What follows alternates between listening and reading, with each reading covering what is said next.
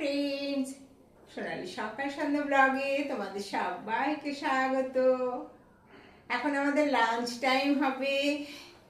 আমি আমার মাকে নিয়ে খেতে বসছি। বেশি কিছু রান্না হয়নি, মাছের ঝোলও রান্না হয়নি। মাকে দেখতে হয় বলে একটু সোজা সাপটা রান্না করেছি। তো দেখো আমি কি কি রান্না করেছি। এটা হচ্ছে একটু পালং শাক রান্না করেছি, তারপরে এটা শিম ভেজেছি, আর কি করেছি, এটা মায়ের জন্য দুধ জাল দিয়েছি, দুধ দিয়ে ভাত খাবে মা, দুধ পালা দিয়ে খাবে। আর কি রান্না করেছি, আর এক সেকেন্ড, দেখো ডাল রান্না করেছি, তোমাদের একটু দেখিয়ে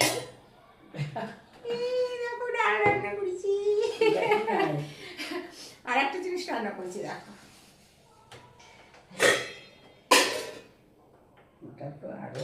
বাপরে, এটা তোমার ফুলকপি আর ডিম দিয়ে ফুলকপি করেছি, দেখতে পাচ্ছি।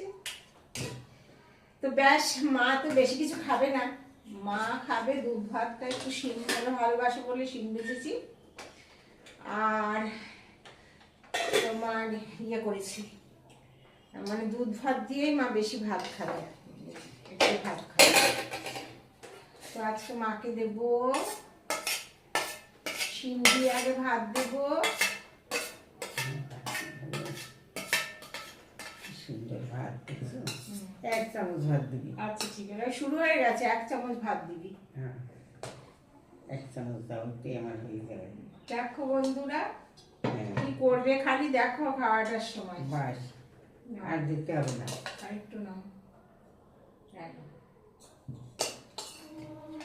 কি খাবে আগে? আগে শিম ভাজা খাও। কার কার বাড়িতে মা আছে? কে কে মাকে খাইয়ে দিয়েছো? আমার একটু আজকে লেট হয়ে গেল জানো, আজকে খুব মেঘলা ছিল, সকালবেলা উঠতে দেরি করেছি। তারপরে সকালবেলা আমার মা খুব কান্নাকাটি করছিল ব্যথার জন্য। ভেবেছিলাম ব্যথার ওষুধ দেবো না, কিন্তু না দিয়ে তো কিছু করার নেই, ওর জন্য ব্যথার ওষুধ তারপরে খাইয়ে টাইয়ে ব্যথার ওষুধটা দিয়েছি। পরে কিছুক্ষণ বাদে আমার মা কান্না থেমেছে, তারপরে একটু শুয়েছিল। এই মার সাথে ছিলাম বলে রান্না করতে দেরি হয়ে গেছে, যার ফলে আজকে সব লেট। যাই হোক, আমার মা খাওয়া স্টার্ট হয়েছে। দিকে একটু কলা দিয়ে একটু দুধ ভাত খাইয়ে দেবো। দাঁতের ব্যথায় তো কদিন কিছু খেতেই পারিনি। দিদি তো বললো যে মা কিছুই খেতে পারছে না, রোজই দুধ ভাতই খায়, আর কিছু খায় না। তো আমি তো ভাবলাম যে দেখি কিছু পারি নাকি খাওয়াটা। এখন তো শিম ভাজা নিয়ে বসছে, দেখি কি করে। মাছ আর সাহস করে আনিনি, একটু দেরিও হয়ে যাবে মাছ করতে। আর মা তো মনে হয় খেতেও চাইবে না, ওর জন্য ভাবলাম যে ঠিক আছে আজকের দিনটা দেখে কালকে আবার একটু মাছের ঝোল রান্না করবো মায়ের জন্য। অ্যাকচুয়ালি আমার বাড়িতে কেউ না বেশি মাছ টাছ খায় না, আমার বাড়িতে ডিম আর মাংসই হয়। তাও মায়ের জন্য কালকে মাছ আনবো। মাছ আনলে পরে যদি খাই, কপালে হাত দিয়ে বসা হয়ে গেছে। তার মা খাও, একটু একটু খেয়ে নাও।